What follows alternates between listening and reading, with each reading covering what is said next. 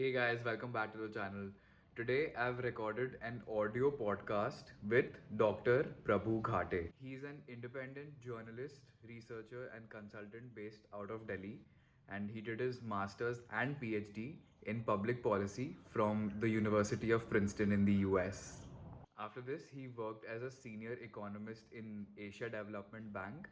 And after that, he worked as an editor in the Economic Times, where he had over 25 articles published under his name. If that wasn't enough, he's done his A levels from the UK and even his undergrad from LSE, London School of Economics, in the UK. And if that isn't enough already, he's traveled to over 150 countries. This person is living all of the millennials' dreams. The story of how I met him is very interesting, and let me know if you want me to make a separate video or audio podcast of how I met him. So, today's audio podcast has been recorded just outside his house in the front porch in the outskirts of Nagpur. And you can put your phone down, just listen to the audio, and enjoy. Okay, what do you say? Should we record it?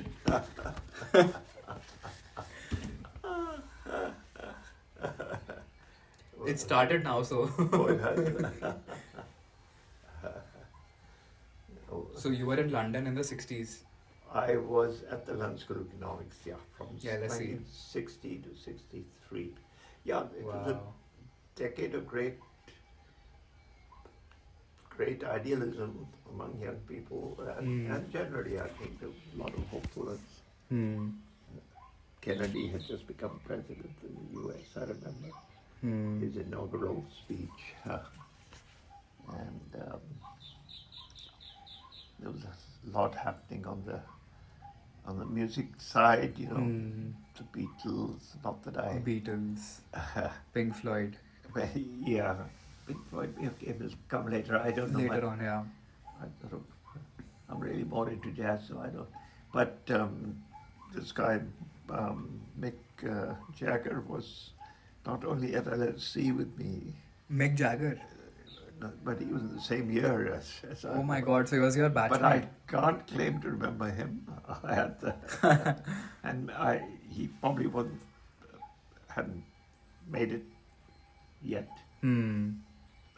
But I think moreover, he dropped out after the first year, Right. which is probably when he had made it. So he moved on to better things. But To say the there's a least. lot going on. London is a great city to be a student in, and it was a bit. You had to stay focused on your studies because when you're in a smaller town or on a residential campus, there are fewer Luxuries.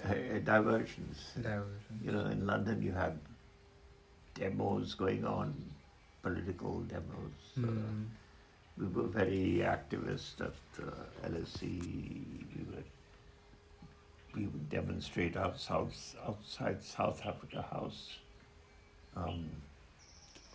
against apartheid, and there was always something going on like that.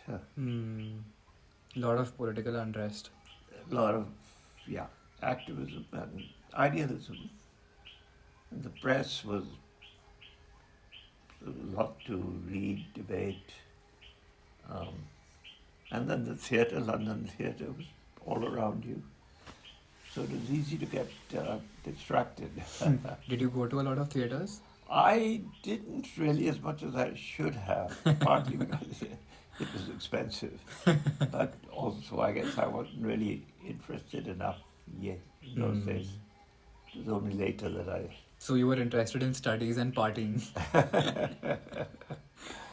Yeah, I used to play a bit of cricket.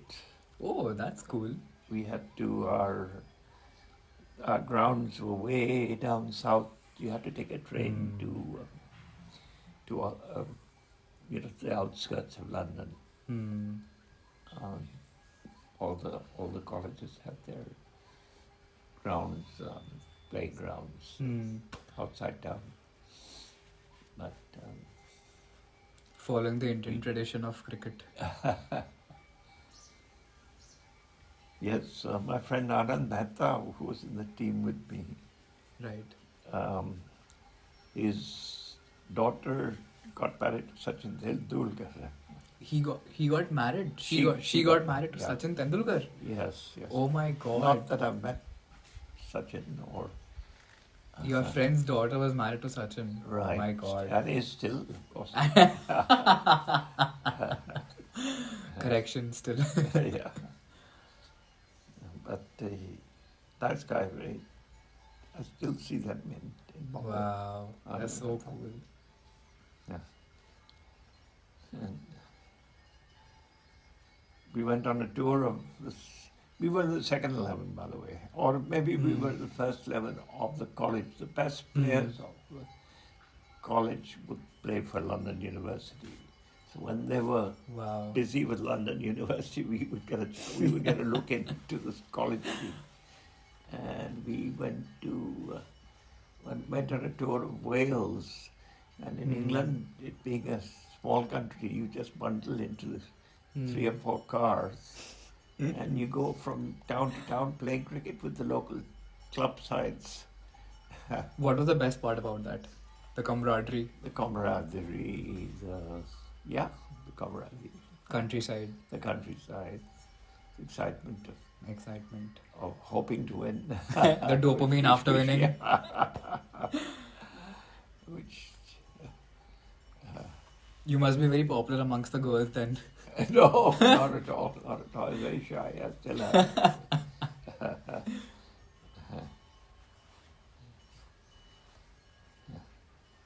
Apart from there cricket were a and... few Indian students who were very social Hmm. and were very popular with girls and who were very well known in college circles. One of them passed away recently. Oh, sorry to hear about that. Someone from Calcutta, Kishore Bhimani. He actually had an interesting career. He did economics with me in London, but he came back and became a cricket commentator. Oh. Yeah, he That's was pretty quite cool. well known, Kishore Bhimani. His son actually still does cricket commentary for Star TV. Probably would have heard him. Yeah. Some interesting people. So apart from cricket and studies, little bit of theatre here and there and participating in political movements. Movements. What else? Well, that was quite a lot.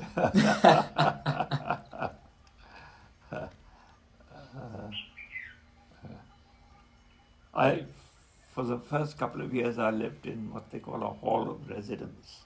They don't call them, in America they call them dorms, but in London they call halls of residence. And you don't automatically get into a hall of residence when you get admission to a college.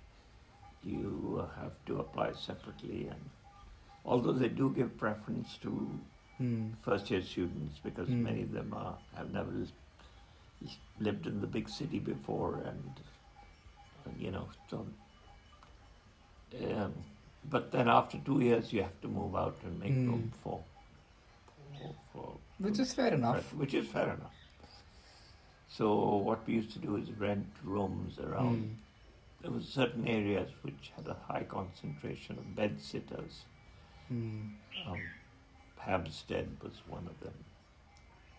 So was it like a studio apartment or like small rooms where all of you were bunched up together? These were typically in England in those days. They were rooms with no cooking facilities. There would be a common toilets actually, and common kitchens. So if you want to do any cooking, you use the kitchen. Some people, of course, would rent flats with 2 or 3 bedrooms to share. But I was in rooms. Which is still the popular choice after second, third year in India as well, renting out I flats. see. Right. Once A you little get more comfortable, a little more space. once you get a little acclimatized with your college and the routine, Right. after staying in the dorm rooms for a bit, Yeah. people prefer taking out flats because it gives them a little bit of independence in that regard. And a flat has more space than a room. Yeah, True. yeah. Did you like reading in college? Reading books, non-fiction? Yes. One spent a lot of the time in the library. We had a very good library. I'm sure LSE.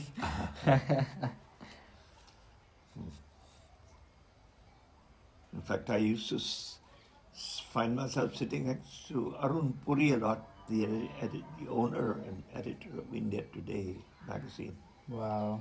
And we would go out and play a game of squash. We had squash courts at the Wow. school itself, and then come back and study some more. So squash and cricket. Squash and cricket. I'm never very Interesting. good at either. Do you still play together? No, I haven't seen him for years, actually. I'm not in his orbit anymore.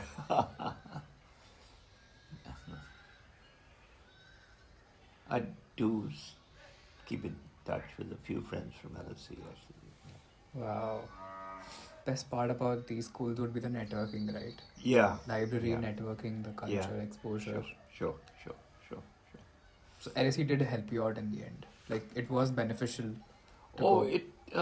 well, I'm not sure. Then I appeared for the IAS exam, and of course they have their own You appear for IELTS? IAS, the comparative. IAS, right. IAS. Okay, sorry, yeah. So, Yeah, you told me. so I had to, but the syllabus in Indian universities is very different from what we studied in at LSE. Cultural shock. So one had to read a whole lot of new books, and actually I had to take one or two new subjects too for me to get my 5 subjects that you had to appear in.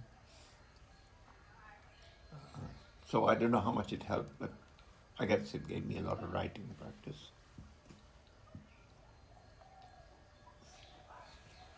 Because of the dissertation and the papers and everything.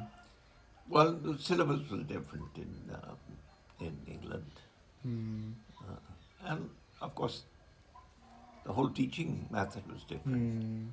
You'd be given a reading list at the beginning of the term, and you'd be encouraged to research do your own reading, especially in subjects like economic history, political thought. I mean, I think there were a few books that regarded as pretty much essential, but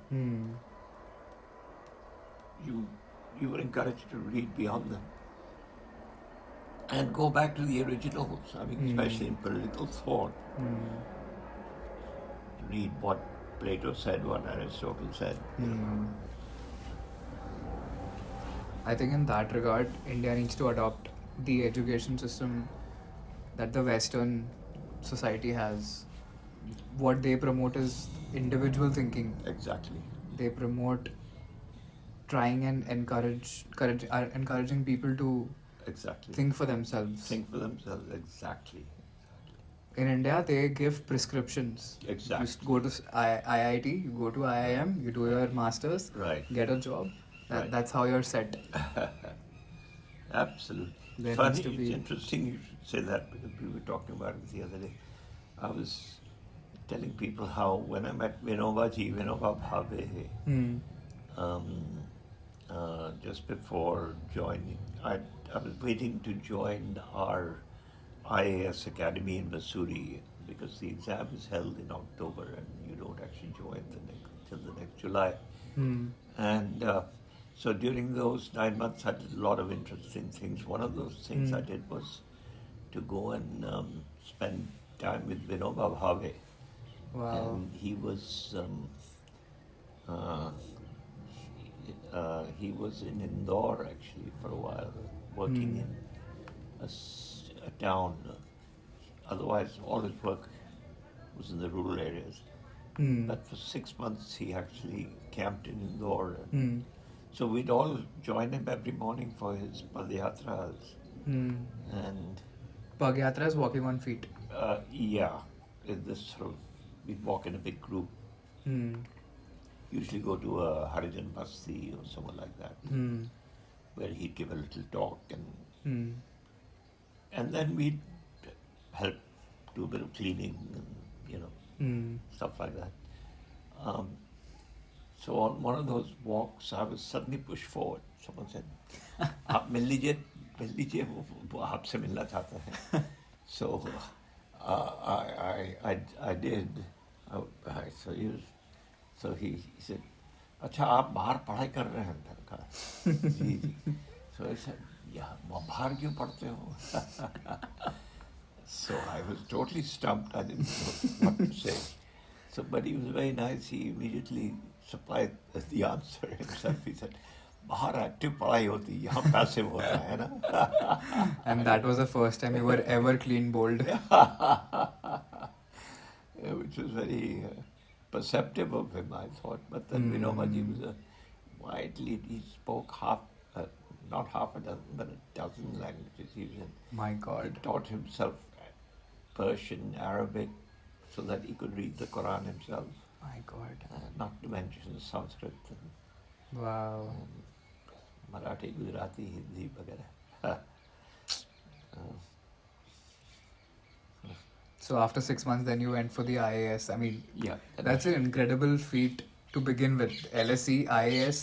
Then you went to Washington to represent India as an ambassador. No, not an ambassador. I was a very junior diplomat in Washington. I got a posting to our embassy in Washington at a very early point in my career. So I went straight from a little 1-house town called Bulandshahr in UP, where I was Right. posted, to Washington. Bulandshahr to Washington. Yeah. That can be your next book title. And then I came back to Lucknow after that, again to a rather a building which had a dairy on the ground floor.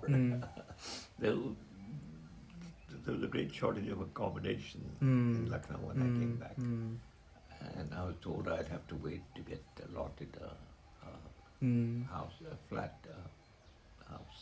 So you've had quite significant pivots. Yes, I've been. Were they all by choice? Well, in the IS, of course, it was a bit like the army. You just went where they sent you. But then most jobs were interesting. Yeah. And what was stimulating was, each one of them was something new. So you had to start all over again on the vertical section of the learning curve, which made it very interesting, actually. I'm not sure how whether it's a great idea for the country to have people moving around as much as we seem to in government. They're always in kindergarten, but it was certainly personally very stimulating. I've read somewhere where if you introduce your brain to different scenarios, it actually increases in size a little bit. Really? Yeah, Really? and it keeps your brain very sharp. No, I see. I mean, I don't think I've ever seen a more put together person than you at your age. So I can definitely accord some of it to the pivoting.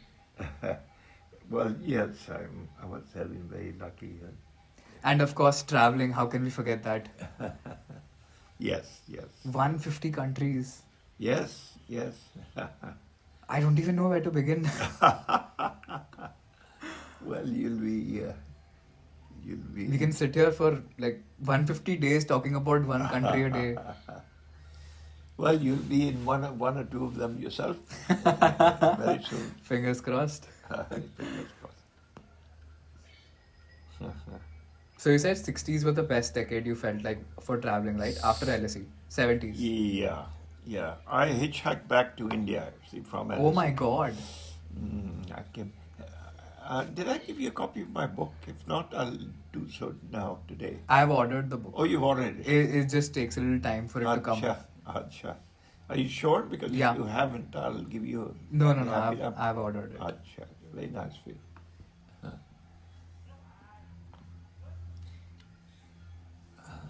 Yeah, well, in those days you could do that sort of thing, you know. It was much easier to cross borders, get visas, fewer restrictions. Life, in many ways, travel was slower but simpler. Wow. Uh, I think that defines the entire perspective, that the paradigm shift yeah, of the culture yes, from 60s, 70s to 2020s decade. right. Slow Yeah. and simple versus Yeah. fast and sophisticated. Right. Swift and sophisticated. And probably stressful and complicated. Hmm. Well, let's hope we can all travel again soon. If the government stops playing shenanigans, then sure. Well, I just reading something about how the pandemic seems to have peaked, and you know, they seem pretty sure now that we're over the peak. As predicted, it was predicted that Omicron would peak at the second half of January, first half of February, and that seems to be happening. Although it still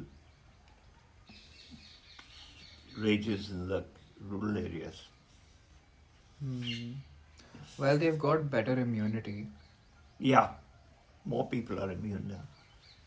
Fewer people the virus can find too. And unless the virus can multiply, I mean, that's the whole purpose in its very brief life, is to multiply. If you can't do that, it just perishes. I think that's the basic physiological structure of any animal. Correct. Multiply. Absolutely. The whole purpose is to multiply. Absolutely. Although man, So crazy that we I can't think escape our... man has let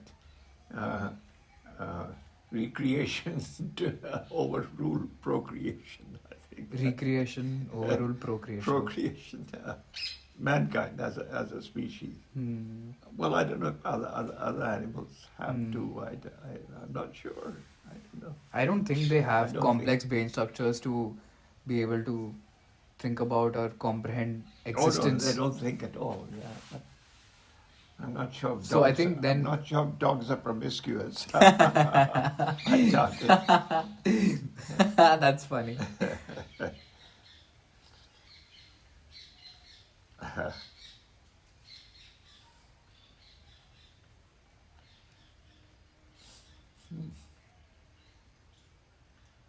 So you hitchhiked back from London to India. Correct. Through 16 countries. Oh my god. Okay, what was the favorite country you said you traveled to?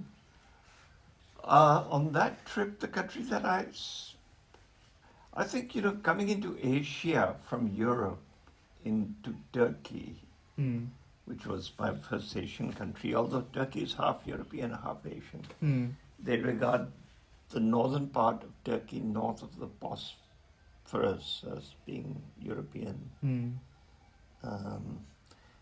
I found it so familiar somehow. The food was more like Indian food.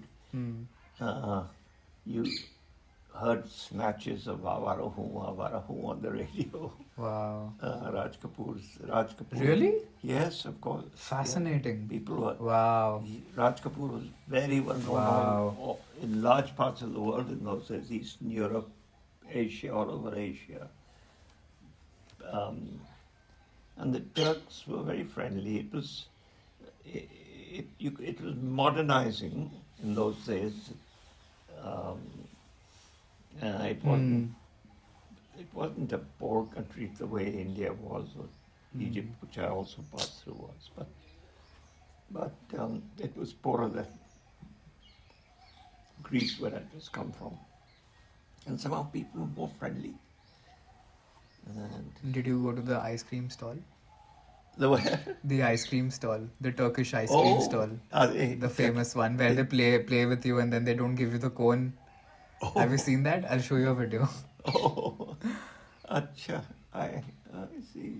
So basically, they give you ice cream, Uh-huh. but then it's stuck to the spoon that they're serving from. And then they let you catch the cone, and then you get the cone, but then not the ice cream. I'll show you a video of that. It's very funny. They're playing around with you. Interesting. Do people get offended sometimes? Yes, they do. There have been fights also. There are fights recorded on YouTube. People getting angry and So- storming off. Some breaking into brawls. I would think so. Why would they do that? They do it for It's fun, just for fun. entertainment. But then surely people wisen up, don't they? So Egypt, did you go into pyramids? Yes, I did. Wow, that's so cool. Yeah. I wish I had your memories for a day. Well, somehow the highlights stand out. So you, Wow. and then I took a boat and go up the Nile, which Hmm.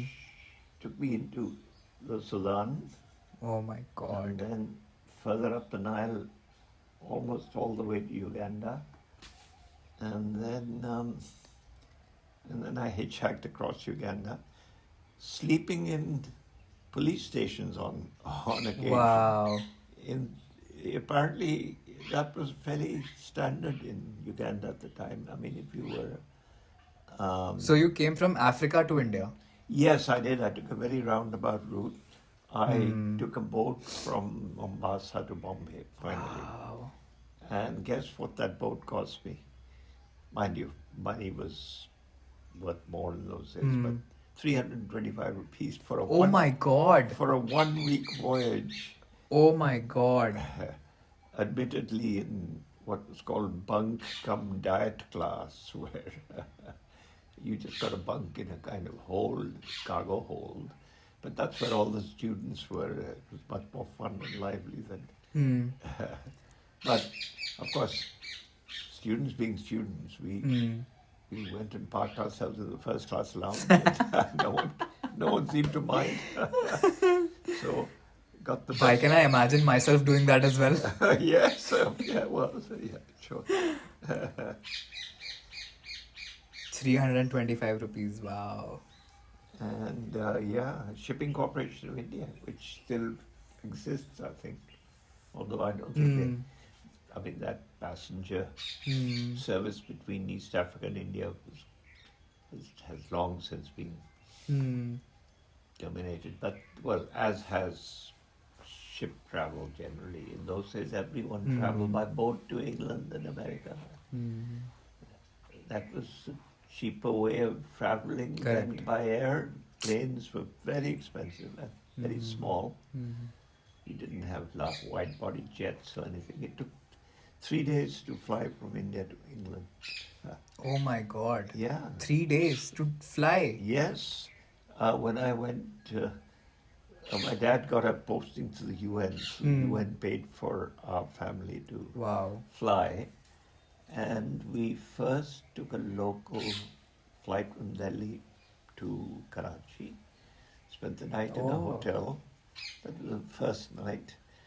Next morning we were woken up very early and taken to the port where a seaplane, we flew in they were called flying boats. And they would land in the water actually. And you were flying across the sea, across the ocean, across the It Arabian was sort of Sea. like a hovercraft. No. Like a proper plane? No, these were proper planes, seaplanes. They were very common in those days. Very versatile because they could go anywhere, they could land wherever there was water, they could land. In fact, the service from Australia to England used to take the route from Calcutta. They'd fly to Kanpur and then to Gwalior, where there was a lake they landed on. And then people going to Delhi would go by bus. And then they'd fly on to Rajasthan, somewhere, land in Jaipur, another Jodhpur. lake, Jodhpur maybe. And then continue. So, I mean, that was a longer Wow. journey. But you know, being able to land on water was a great advantage. Hmm. And then, so the second night we spent in Alexandria, in Egypt, on the Mediterranean coast of Egypt. Hmm. Third day we flew across the Mediterranean to over Marseille, or maybe we spent the night in Marseille. Marseille is France? France, yeah. So you landed at a big splash in the water, and then a little motorboat would take you ashore, take you to your hotel. It's great fun for a little 7-year-old boy. Wow. That's in my book, actually. So excited to read it. You sure you've ordered a copy? Yes. Because don't be shy. No, really. You haven't. Really. I Is there a lot of philosophy in your book or no? Needn't feel. No. You got me I that. just want to ask if there's philosophy in your book. There's a bit of current affairs, world affairs, politics. There's a bit of a lot of things. History, well, not history, but geography and culture, maybe. But it's basically about people one met, countries one went to. It's got maps in it to make it easier for people who want to. Did you ever think about being a cartographer? No. No? Too boring. Well, I can imagine in the 16th century, people racking their brains trying to figure out whether They discovered India or America? where India lay in relation to Australia, and I mean, they got a lot of things seriously wrong, didn't they? Well, like they thought they were going to India, and they ended up in America. Not a lot of people are going to get that joke, but No, but they were very happy. I think they would read a lot of books, consult. There were quite a few hardy travelers who would risk their lives to. But you know, at that time, I feel fear was a great factor. Like, people used to believe in superstitions and everything. And to be able to come out of that, because that's when Newton came. 16th, 17th century. That's when he started to establish the contemporary era of physics. To be able to break that and venture out into Sure. the world, I think would be so courageous. I don't think if I would be born in that generation, I would have had the courage to go out and explore, being Your app, rebel. That's exactly how interesting that you should. I've just finished reading Gulliver's Travels, and I was amazed. Of course, it's fiction, but it's about this guy. You know about Gulliver's Travels? Yes. The part of it that people are familiar with is when he goes to Lilliput, where he's so much bigger. He's than tied everyone. down. But that's only 1/4 of the book. The next place he goes to, he's the dwarf, and they're all giants. And then the third place he goes to, everyone lives on a floating island in the sky, and they pull him up with a rope. Right. And the fourth place he goes to is the top dogs are the horses, and the people are the slaves. Oh. And the horses Wow. refer to human beings as yahoos and are very contemptuous of them. They tolerate them, they do useful things for them, but they are the servants. And there's a lot about how dirty the yahoo are and their habits and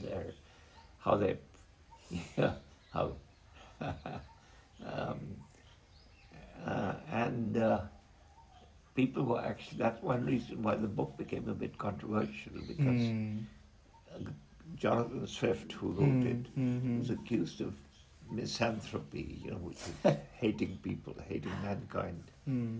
And but in fact, he was being very perceptive, because he was imagining how animals look upon, if they could think, and if they could think that this is what they would think about people and their behavior.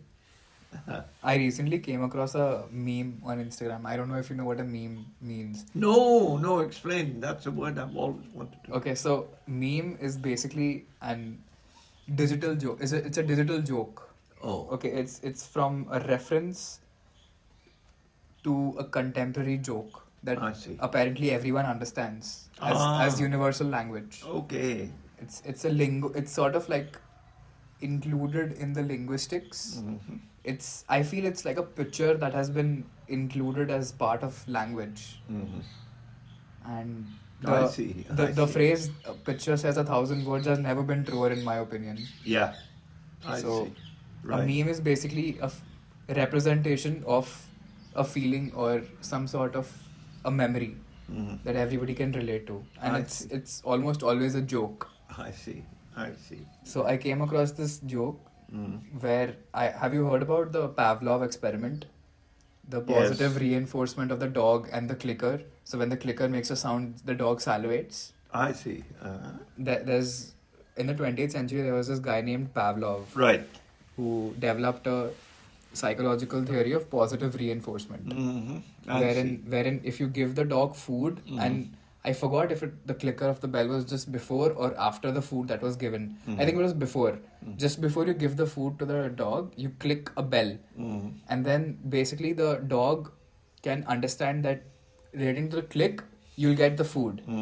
So the dog salivates at the click of the bell.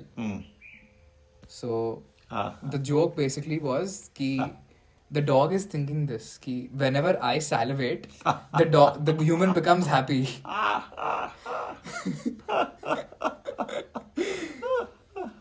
That I found to be pretty hilarious. Yeah.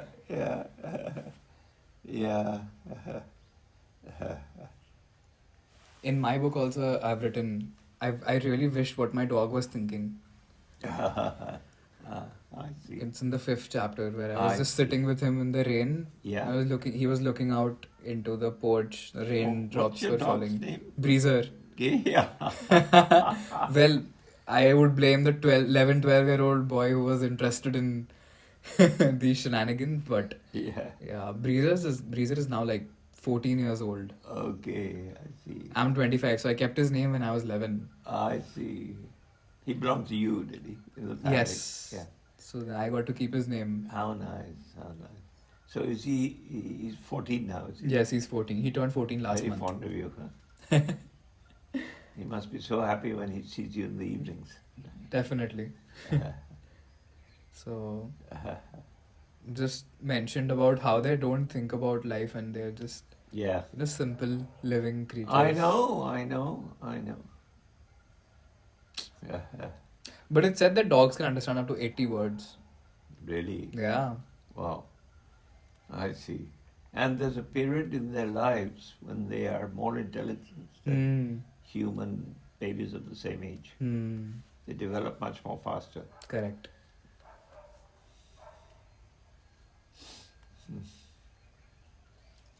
Yeah. What do you think you could have done better in your life?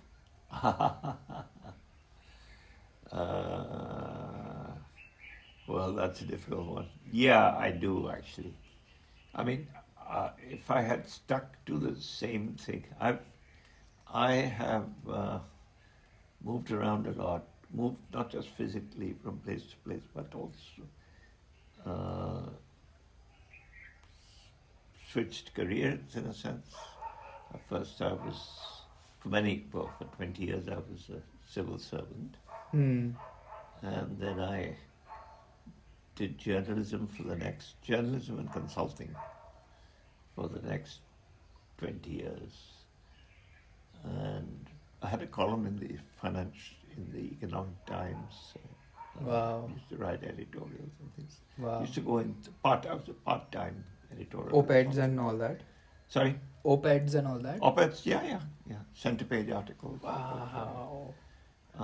Yeah, plenty of those. For ET? For ET. Wow. Did that for about 3 years. Then the travel bug got the best of me. I used to gone off on a long trip. They said, look, we want someone who sticks around. So I did a lot of consulting too, development consulting, which took me to a lot of countries. One reason I've traveled so much is because of my work.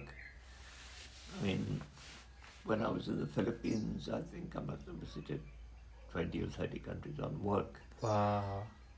We wrote the first economic report in China that we did. I was in that team. Went to China on several work trips, and then. So you feel like you should have settled down and not moved around that much? Stuck to one thing, maybe journalism. Yeah. You know what? At least in the 2020 decades, the 21st century, I feel that if you have only one thing that's going for you, you're not special. Like everybody can master one thing. It's the fact that you can juggle different variables while retaining the expertise in all of them is what sets you apart from the crowd. So at least a dual or tri specialty is, I think, is now slowly becoming not just a fad but a necessity to succeed. People want people who can turn their hands to a variety of things, multitasking. So you're either a super specialty in one field, highly. I mean, like you're like the 1/10 of the 0.1% of the people that can do that job. Like that good. Harvard and Cambridge level top 3 people, top 3 of the class good. I did specialize in various things, but I moved from specializations. I specialized in biogas, gobar gas plants. Yeah. We developed a new model of biogas plant, which was very successful, became very widespread. In one of my jobs in Gulf, when I was in UP, then from that led to an interest in rural energy generally. I became very interested in that and used to be consultant here and there on rural energy, and I used to get invited to conferences and things. But then I moved on to, when I reached Manila, I became very interested in finance, microfinance, informal finance. So I did a book on that. You wrote a book on that? I did a book on that. It's called, if you look up, if you Google me, you'll find a list of my books. I've got 3 books actually. Wow. Semi-academic books. You need to have one for philosophy, uncle. Come on. No, I'm not I don't think I have a philosophical bent of mine. I'm more interested in current affairs and Fair enough. Contemporaneous problems and issues. But I did take a year off and would go and live in eastern UP in a village on study leave from my job at the time. When you were an IAS? When I was in the IAS, I wrote a book about it called a book on anti-poverty programs. And wow. Quite a thick book, 500 pages. Oh my God. So I sort of moved from, so at that time everyone, I used to be in demand as someone who was knowledgeable about what was happening in the field, in the rural areas. Then I got interested in finance and in microfinance. That I did that quite intensively for about 3 years, and used to do an annual report which was released at a annual microfinance summit we had every year in Delhi. Used to travel all over the country, putting that together each year. So in a sense, I've been a specialist, but maybe I get bored with something. Once I think I've understood it, I want to move on to other things. And as a backdrop to all this was this urge to travel all the time. So that imposed a certain constraint on. That meant that I couldn't really, that I would always opt for something part-time or limited period rather than, you know. But the price I paid for that was, yeah, okay. I mean, Holistically speaking, I think you made the absolute perfect decisions that you needed to make. well, thank you. It's been an interesting Wow. life.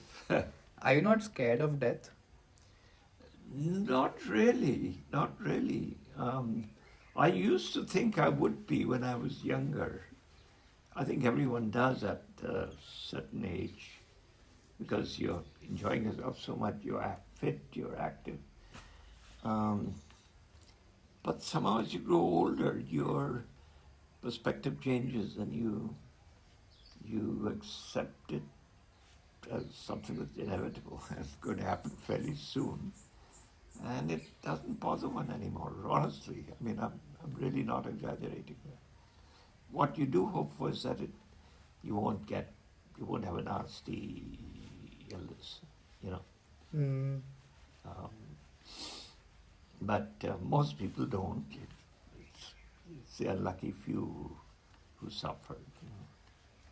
So, For the life of me, I can't imagine and comprehend why, when death exists, can the world be functional? well, you know, if you think about it, life would have been very boring if people knew they were going to stick around forever. You know, they'd get bored out of their wits. They'd say, "Oh my God," you know. Don't you think? I think knowing that you only have that you've been lucky, you've had more than a lot of people, that gives you a sense of being lucky and being. So what you're saying is Blessed. what gives life meaning is the fleeting sensation. What gives That- life a meaning is the inevitability of death, of mortality, enhances the focus of life, I think, you know. Makes you more, you know, you're not, you don't have unlimited time, so you better get better to some of the things you've been meaning to, you know, and that you enjoy doing. And hopefully that are useful. I've written a lot about this in my Yeah, book. I see. You've read the book, so then you would. Well, you I've know. read parts of it, and I'll try to read more of it. What I feel is, if we became immortal, we would be narcissistic lunatics roaming around the galaxy. If we aren't that already. Yes, that's a point. If you can't die, then you might as well get into. Well, no, see, there's a difference. It's not like I would propose that we can't die. It's just that if someone wanted to, that would be up to them and not up to biology, if that makes sense. I see. You would have the option. Yeah. Wow. Isn't it called euthanasia? Euthanasia, right? Euthanasia is a practice of intentionally ending life to relieve pain and suffering. I see. Okay. Well, you're right then, obviously. I see. It's been a little bit of a controversial topic because some people are against suicide. Exactly. But I think very sensible, actually, in many cases. Isn't it? Like that I person is believe not that. dying, but then they're suffering, and there's Absolutely. no cure for that person, but just to suffer. Like, what's the point then? Absolutely. If that person himself or herself Obviously after consent. doesn't want to hang around, I mean, you know, you should respect that. Surely they have a right Thought about it. Right to But then, you decide. know, there's a defense. I'll play devil's advocate and say that they're not in a right mindset or the right mind frame to decide what's best for them. Yeah, well, how they feel is influenced by how they're feeling, I think, by theirs. Feelings, you know what? I feel feelings are not reliable. You see what I did there? I feel Yeah, but feelings are not reliable. Yeah. But if someone is in pain, and Well, that's the best indicator to. if the pain is likely to continue, and the pain needn't always just be physical; it could be mental too. No? If one is distressed, depressed,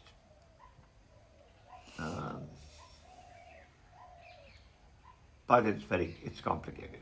I know many people, most people perhaps would argue that these are matters that shouldn't be left to. You shouldn't make it that easy, and we don't have the right to. So I don't know, but personally I feel that I think euthanasia makes a lot of sense. And in fact, many countries recognize it as a right. A lot of different countries have occupied different takes and stands on it. Some make it legal, some make it illegal. Well, one country that makes it legal is Holland, the Netherlands. Okay. And there's a lovely book by one of my favorite novelists, Ian McEwan. It's called Amsterdam. Have you read it? No. It's a wonderful book. It's just not very long. It's two friends who have a bit of rivalry, but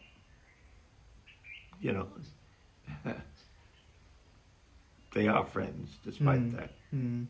Decide that they would both like to end their lives if they should fall painfully ill or whatever, and there's no chance of getting better, etc. And so they sign a pact promising to do the deed when called on to do so. And they both go to Amsterdam, I think maybe to do the deed. But I think they both, without telling the other, suddenly don't want to do it. They're stuck because they've given it in writing, and the other guy has been told that he's got to do it, whatever I say at the time, don't listen to me, etc. And or maybe one of them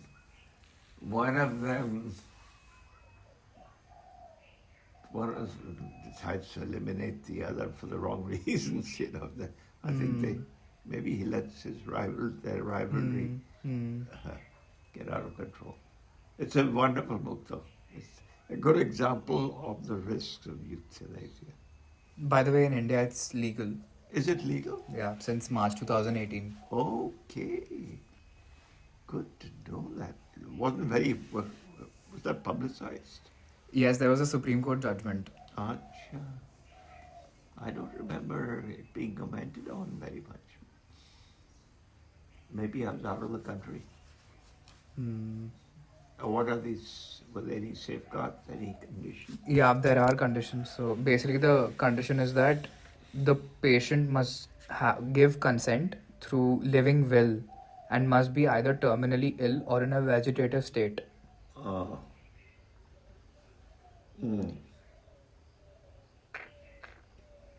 And what is a living will? So basically, that person has to be living in order to. All wills are written by people who are living. Yeah? Right. Patient must consent through a living will.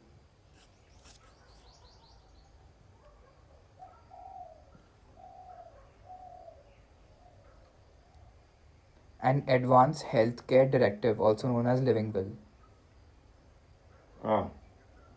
is a document where a person specifies what action should be taken for their health if they are no longer able to make decisions for themselves. Oh, it's a health-related. I see. A living will is not a will. It's not a normal matter generally. I see. One form of advance directive leaving instructions for treatment. It's like sort of like a power of attorney. Including instructions to end their life if the does it say For that? treatment, or like they've just said it in a light way, like treatment. Oh, But nowadays there are lots of cryogenically frozen bodies as well. Have you heard about that? Like they freeze the Oh. bodies that are about to die, or Yeah. like they are basically in a vegetative state, yeah. and they are going to be revived when technology is Really? advanced enough to be able to cure them. Really? It's either that, or people also are starting to upload their consciousness to the cloud in order to live forever in a simulation. That is Have you heard about the simulation theory? no. So basically, the simulation theory is that we are living in a simulation, and then there are creators who've designed us, and all of us are just their project. The ancient Indian concept of Maya, sab Maya hai, sab Maya, सब माया है, सब मोह माया है. मोह Maya. हाँ, बस Maya है, भगवान की Maya. We're not real, we're just an illusion. There's a prominent saying in the young Indians, प्यार मोहब्बत मोह माया है, पढ़ ले बेटा मौका है.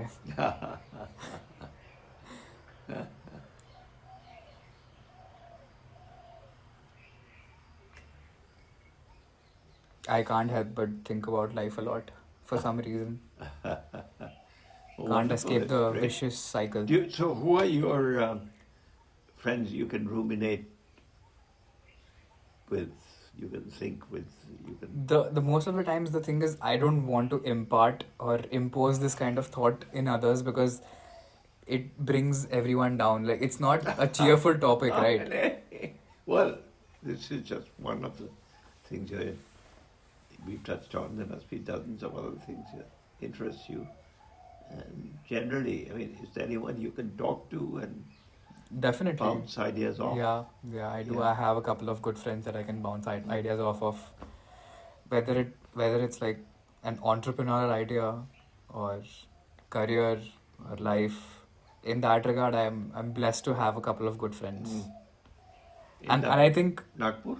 yeah, I think friends The- play a huge part in this regard. Sorry? I think friends play a huge part in this regard. French player, yeah. So are these people who you are your own age? Or? Yeah, my own age. Oh, well, that's very nice. Hmm. There's some interesting people around in Nagpur. There are.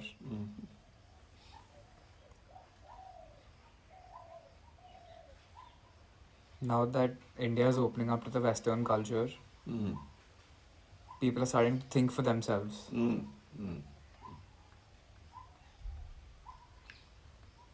Which is what I feel most of rural and suburban areas lack in India. Yeah.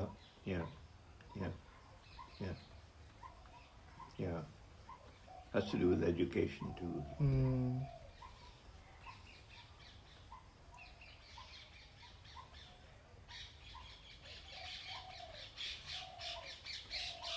So what are your plans now? 4:30 बज गए? Wow. चलता हूँ मैं, निकलता हूँ. Any concluding remarks? Oh, we're still being recorded. It's been 1 hour. Good Lord, I'd completely forgotten. You'd make a good journalist, I think. Well, learning from the best. Well, I don't know about that.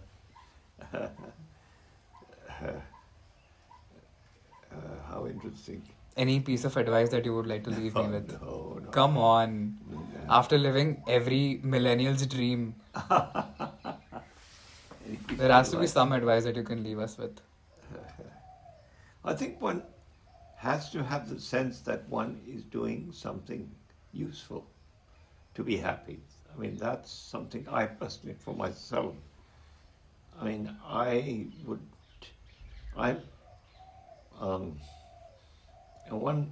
it's important to be able to relax and do nothing and enjoy yourself at times. But uh, in the long term, or why long term, in the medium term, I think unless one feels one is doing something useful for others or even oneself, maybe you're learning something, developing some skill, or acquiring some understanding.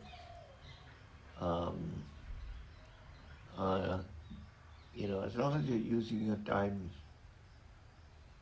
usefully, I think you are more likely to feel happy, be happy, than if you're not.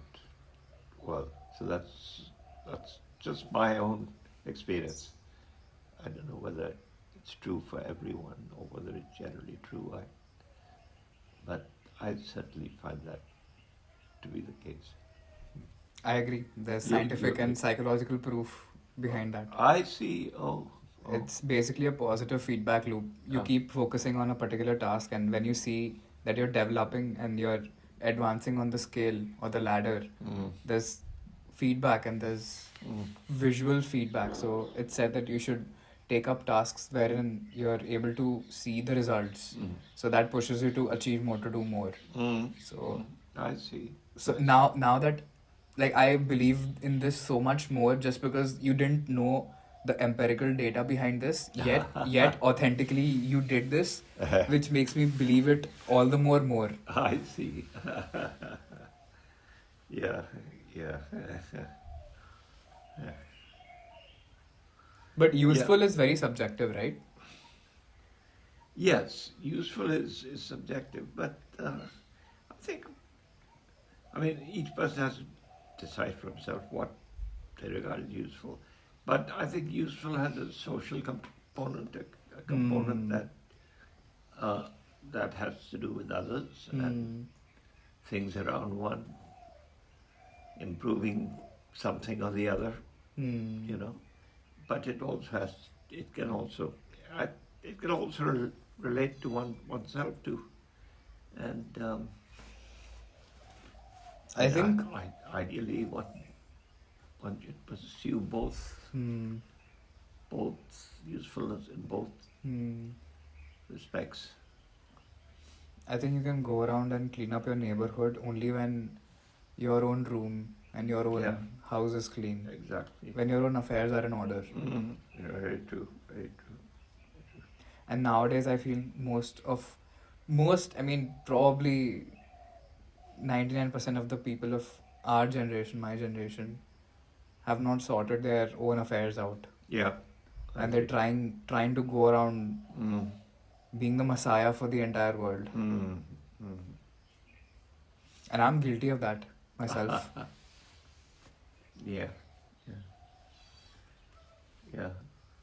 Yeah, one has to feel,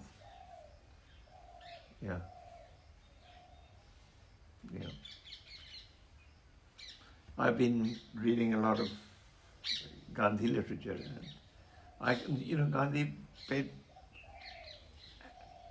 placed great emphasis on doing something, like cleaning nowadays we don't clean our own toilets. In those days, there were no flushes, no flush systems, so it was more of a big deal in those days.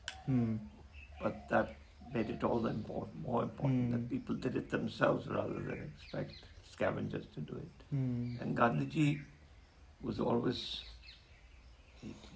one thing he insisted on his family members and his people in his ashram doing, and it made him feel happy when he'd done something like that, or objectively, spinning a bit of yarn isn't really contributing anything in this day and age where a spindle in a factory can spin more yarn than you can in a whole year.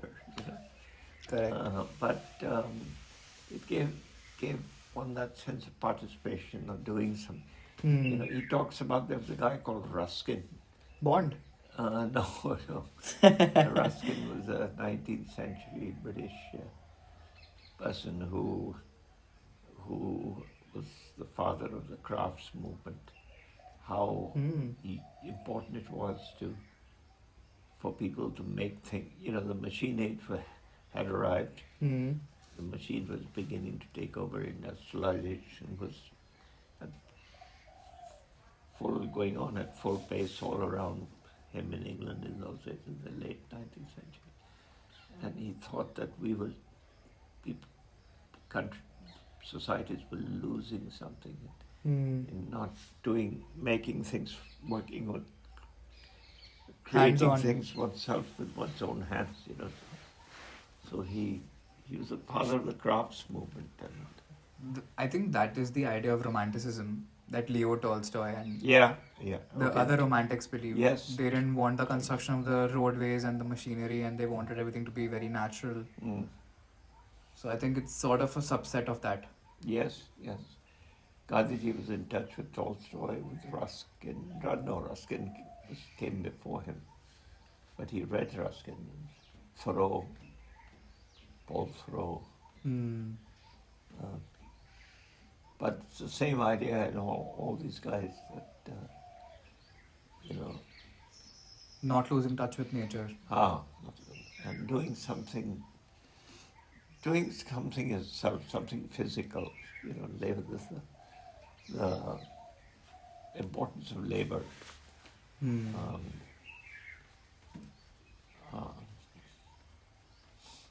Which is, again, I find that people get a lot of pleasure out of gardening or carpentry. Or, I've recently started taking care of a plant. uh-huh. And I wake up in the morning, I make my bed, and I rush How nice. to the plant. Yeah. It's a house plant, so I only have to give it sun for 15 minutes. So I sunbathe for 15 minutes and I make the plant sunbathe for 15 minutes. All right. The plant has become your friend. Exactly. How nice. Do you talk to it? Not yet. But yeah, I have looked at it a lot. How nice. Yeah, I used to do that as a kid. The first time I planted a seed, and the excitement I felt when the seed germinated and then the two sides of the bija opened up like that. I can literally picture that happening in front of me. Yeah.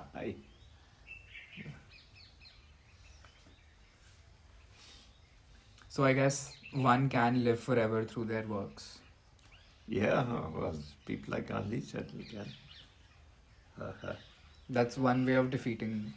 But this song that has become very controversial, Which? the song itself is not controversial.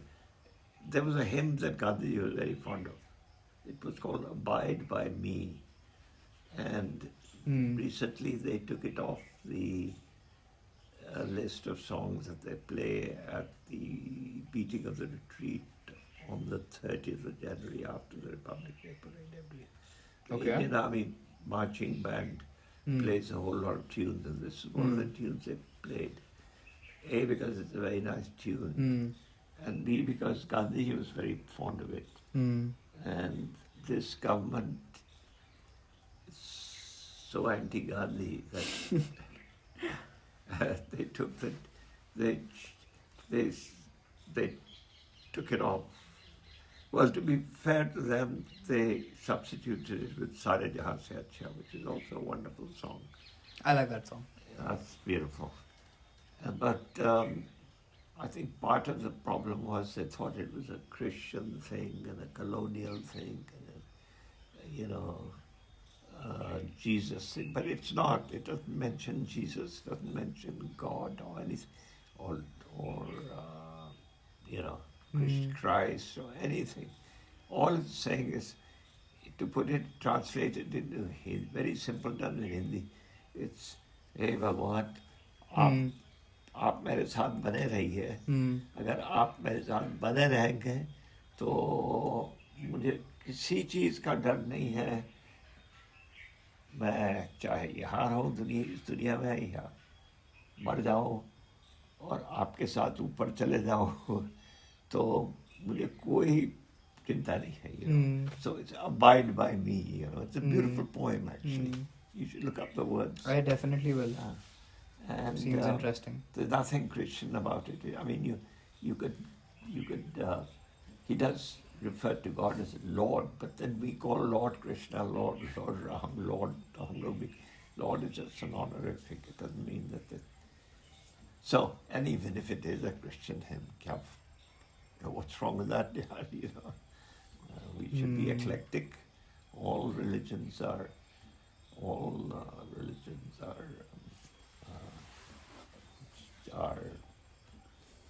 deserving of respect, you know, whatever. I feel the complicated human mind should have enough freedom to at least believe what it wants, as long as it doesn't mean that you're harming others. Exactly.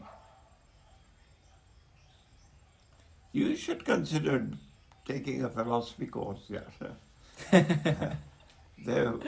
There's a lot of interest in philosophy now. I think in Harvard, there's a very famous professor who uses philosophy to discuss a lot of common things, everyday things, and why, you know, we consider something's good, something's bad, and what's wrong with this, and what's right with that.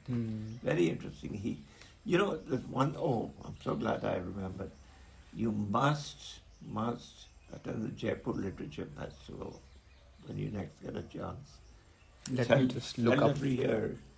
It's a bit of a jamboree, quite crowded, but there's such a richness of choice of speakers and panelists. About 300 speakers from all over the world, many of them Nobel Prize winning novelists, writers, scientists, artists,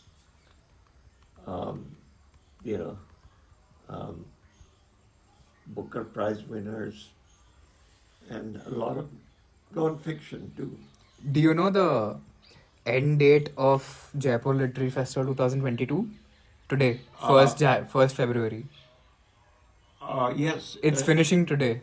No. This year they've changed it to 10th to 14th of March. 10th to 14th of March. Really? Yeah, I looked it up. It's if you key in Jaipur Literature Festival 2022. For some reason, this article is saying that it started on 28 Jan and it's finishing on 1st Feb. It usually does, but this must be last year's article. What's the date on the article? 2022. Indian Express.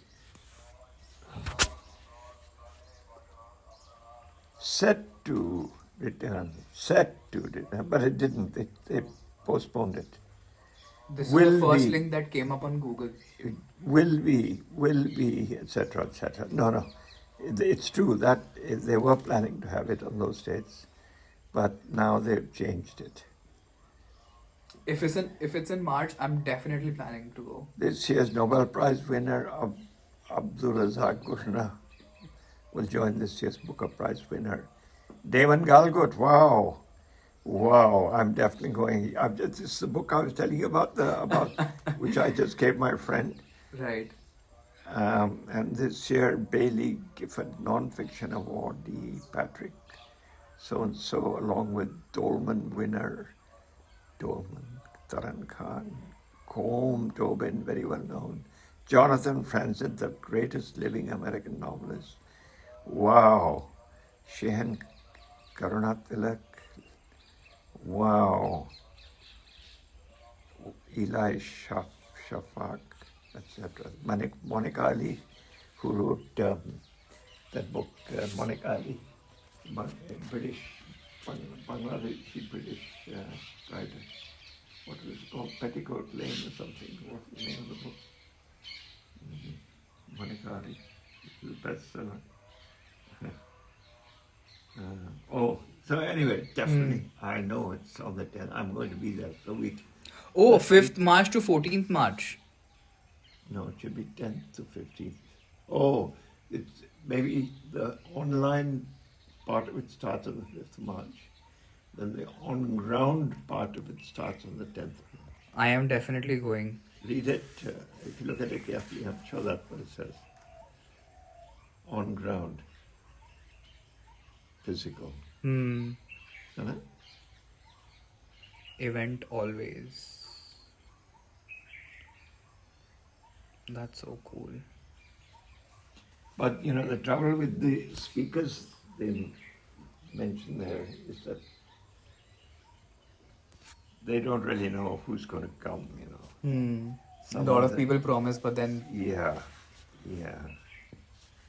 Or have said, look, we're going to try to come, etc. And so they're not being entirely honest when they give the impression that it's all pakka.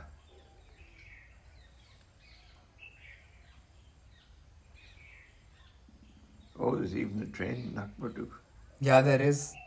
Jaipur. One of my friends had gone. Acha. I think it's a 22-hour journey. Nahi, itna nahi hua hai. Must be a very slow train.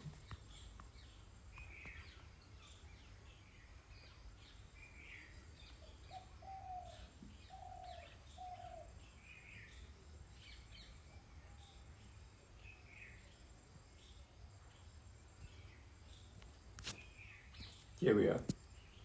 Jaipur Literature Festival postponed till March. Postponed to March.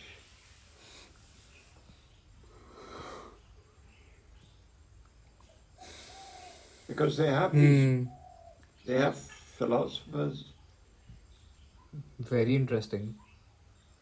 they have historians, biographers, Hmm. Bollywood stars. We need to make a plan and go. Yeah.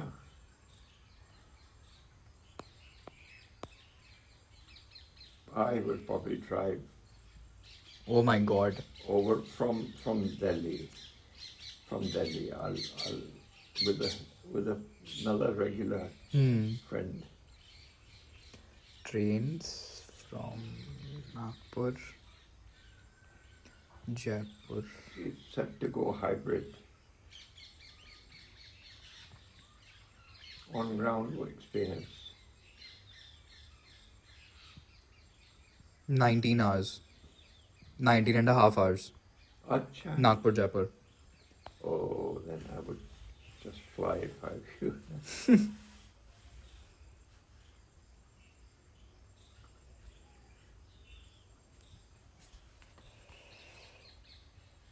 They moved the venue. So I think it's a plan that we are going to meet in Jaipur I hope Literature so. Festival. Yeah. Yeah. Oh, We can probably have another episode recorded at that time as well. Yes. With that, I think I'm we very- can stop. Very flattered and honored that you would want to record someone like me. But Well, if I don't record someone like you, then what am I doing with my life? हमारे जैसे तो बहुत लोग मिलते हैं मिलेंगे.